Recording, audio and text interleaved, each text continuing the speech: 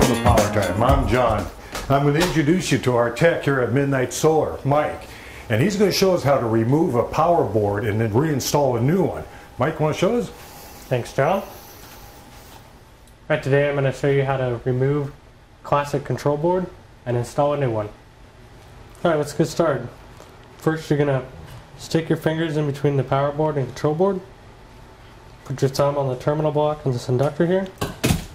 And just lift it up. There you go. Let me take the new one.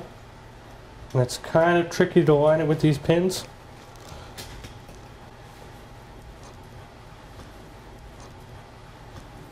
But it's fairly straightforward. Just kind of pushing the pins into place. And snap it down on the push pins here. And then you're done.